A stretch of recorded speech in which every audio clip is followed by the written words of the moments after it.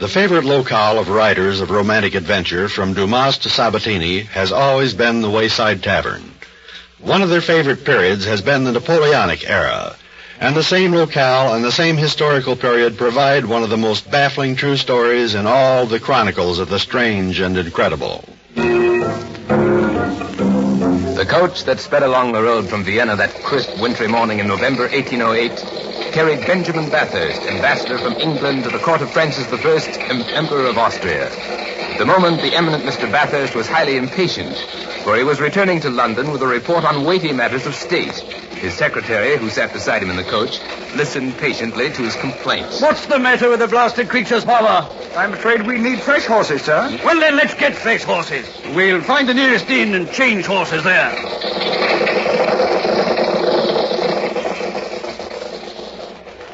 Later, the English diplomat was comfortably ensconced in the inn.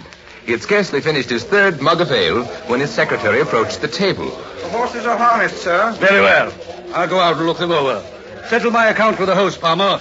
Having paid for the beer, the secretary followed his employer out onto the street in front of the inn. He found Mr. Bathurst examining the horses with a critical eye. This one will do. Wait here. I want to take a look at the other one. The ambassador stepped in front of the horses and disappeared on the other side of them. Palmer opened the coach door and glanced in to be sure that the luggage was safe. No sound came from the other side of the coach. Anything the matter, sir? Mr. Bathurst. The secretary hastened around to the other side of the carriage to see what had happened to his employer. He's not here. Palmer could see for several blocks in either direction. There was no one in view. He threw open the door of the coach again. It was empty. He ran into the inn and made inquiries, but mine host assured him that Mr. Bathurst had not come back into the inn. Two other patrons, sitting at a table near the window, informed Palmer that they, too, had seen the diplomat walk around in front of the horses, but that he had not reappeared.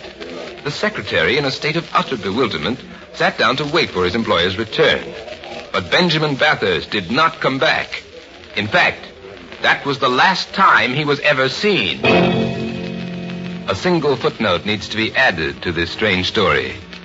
On January 23rd, 1810, more than a year after the British ambassador's sudden disappearance, a small and inconspicuous item appeared in a Hamburg newspaper. Mr. Benjamin Bathurst, former British minister to the court of our emperor, has at last been found.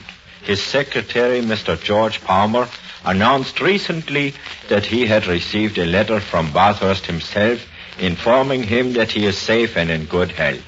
In time, this item fell into Palmer's hands. There's not a word of truth in it.